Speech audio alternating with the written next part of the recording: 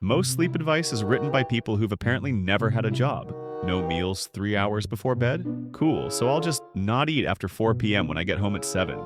Journal for an hour? With what time? Get morning sunlight? Brother, it's pitch black outside for half the year. Here's what nobody admits. You don't need perfect conditions. You need like two things done right. Today you're learning how to sleep way less but wake up actually functional, and how to make it work when your life is held together with duct tape and spite. No monk schedules, just what actually works. Alright, this part rewires everything, and most people have it completely backwards. You think coffee first thing is the move. Wrong, it's a trap. When you wake up and your body's already dumping cortisol into your system, that's your natural get up and go juice. It peaks in the first hour. If you slam coffee immediately, you're double dipping on energy you already have, then you crash like a Windows 95 operating system by 3 p.m. But if you wait 90 minutes to 2 hours, let your cortisol wave do its thing first, then add caffeine, you're stacking energy instead of stealing from yourself. It's the difference between feeling like a functional adult versus a zombie in business casual. Here's the part that matters. Your brain builds up adenosine while you're awake. That's the sleepy juice. Caffeine blocks the receptors so you don't feel it, but drink it too early or too late, you're playing Jenga with your nervous system. No coffee after 2 p.m. Late caffeine hangs around for 6 to 8 hours. Even if you fall asleep, your deep sleep quality tanks by 30%. It's like charging your phone with a half-plugged cable. So here's the play. Wake up, move around, get light, wait 90 minutes, then coffee. That one shift smooths out your energy and fixes your nights. And yeah, it sounds stupidly simple because it is. You're already drinking coffee, just delay it. Like hitting snooze, but strategic. Now, let's talk about something way more critical than how long you sleep. How efficiently your brain cycles through sleep stages. Your brain runs about 5 stages every 90 minutes. Light sleep, deep sleep, REM. Deep sleep is where your body repairs itself. Muscles recover, immune system reboots. You basically turn into Wolverine for a few hours. REM is where your brain does housekeeping. Memory files get organized, creativity unleashed. You dream about showing up to work in your underwear for some reason. When these cycles are clean and uninterrupted, your body fully recovers in 5.5 to 6 hours. But if your sleep's choppy from blue light, stress, or your brain replaying that awkward thing you said in 2009, you can lie there 9 hours and still wake up feeling like you got hit by a truck. The goal isn't more time in bed, it's better quality per hour. Here's the hack nobody talks about. Each cycle is about 90 minutes. If your alarm cuts you off mid-cycle, you wake up feeling like death took a personal day just to mess with you. But if it goes off right after a cycle completes, you actually wake up clear-headed. Wild, right? So plan your sleep in multiples of 90 minutes. 4.5 hours equals 3 cycles. 6 hours equals 4 cycles. 7.5 equals 5. Set your alarm based on completed cycles, not random times. This alone is massive. You're not waking up groggy because you didn't sleep enough. You're groggy because you woke up mid-dream about fighting a bear in a Costco. Alright, if you're still here, you're probably someone who's tried 17 different sleep hacks from TikTok and nothing stuck. So here's the minimum effective dose for people who genuinely don't have time for 17-step bedtime rituals. If you can only lock in 3 things, lock in these. 1. Sleep and wake at the same time every single day. Yes, even weekends. I know, weekends are sacred, but your brain craves rhythm like a toddler craves consistency. Every time you nail that schedule, your circadian system gets stronger. It starts releasing melatonin on cue. Stanford research shows irregular schedules wreck your deep sleep, making it shorter and lighter. Pick a time, 11 p.m. to 5:30 a.m., midnight to 6, whatever works. Just make it consistent. That one habit transforms your mornings more than any motivational quotes on Instagram ever will. 2. Ditch screens 30 minutes before bed if you can. 15 if you're being realistic. Look, I get it. You're doom scrolling or watching some guy restore a rusty axe he found in a river. But even a short break helps.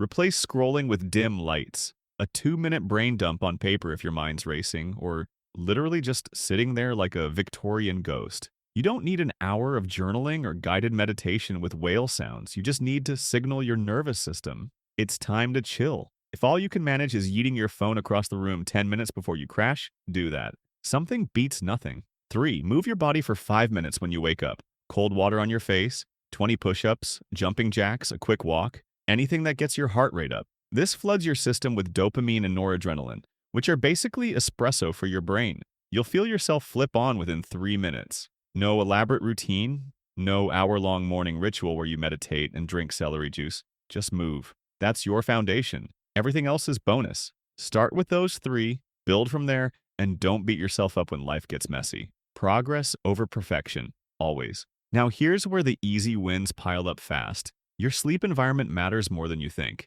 and it costs almost nothing.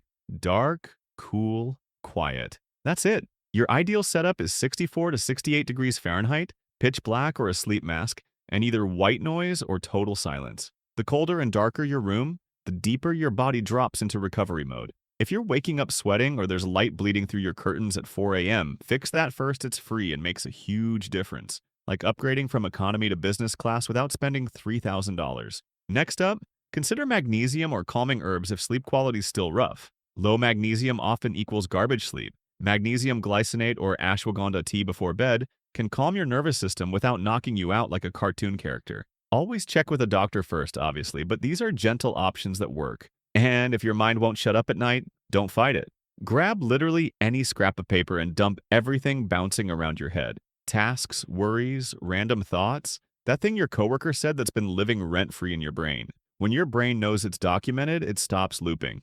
Takes 2 minutes. Clears mental noise instantly. It's like closing 40 browser tabs at once. Here's the thing most sleep advice ignores. Morning light. If the sun's up when you wake, step outside for 5 to 10 minutes. That light exposure resets your internal clock, kills leftover melatonin, and floods you with serotonin for mood and focus. Your brain literally switches on naturally, but if you live somewhere with dark winters or you're up before dawn like some medieval farmer, grab a light therapy lamp. 10 to 20 minutes of bright light at 10,000 lux does the same thing. Not perfect, but way better than stumbling through darkness wondering why you feel half dead until noon. And look, let's be honest, you're not going to nail every single tip every single night. Some nights you'll eat late because life happened. Some nights work bleeds into your wind down. Some mornings it's freezing and dark and you want to hibernate until spring. That's completely fine. What matters is hitting your baseline most of the time. Consistency beats perfection. If you lock in your 3 core habits and add 1 or 2 extras when you can, you're already ahead of 90% of people who are just raw dogging life with no strategy. Now, pause. Think about the last time someone asked how you slept and you actually had a real answer beyond just saying fine or terrible. Do you even know what's tripping you up? Is it your mind racing the second your head hits the pillow? Waking up at 3 a.m. and can't fall back? Feeling wrecked no matter how long you're in bed? Sleep struggles are personal. What works for one person might do nothing for another. The more specific you can get about what's not working, the easier it becomes to fix. So what's your biggest sleep battle right now? Drop it in the comments. Sometimes just naming the problem makes the solution way more obvious. Plus, someone down there might have the answer you've been looking for. We're all just out here trying to figure it out. Here's the shift that actually matters. Sleep isn't some luxury you sacrifice to prove you're grinding. It's not a flex to brag about running on 4 hours like you're some productivity martyr. Sleep is a performance tool. You need efficient recovery because success isn't about who stays up latest. It's about who wakes up clear, calm, focused enough to actually execute. You can't pour from an empty brain, right? Fix your sleep, even imperfectly, and you'll get back more time, energy, and mental sharpness than you ever gave up. So here's how this works in the real world. Small shifts, massive returns. You're drinking coffee anyway? Push it back 90 minutes. You're going to bed anyway? Make it the same time every night. You're waking up anyway? Move for 3 minutes. That's it. You're not adding 10 things to your plate. You're just timing what you're already doing better. And the compounding effect of getting even a few of these right is wild. Better sleep means better focus. Better focus means you get more done in less time. More done means less stress. Less stress means even better sleep.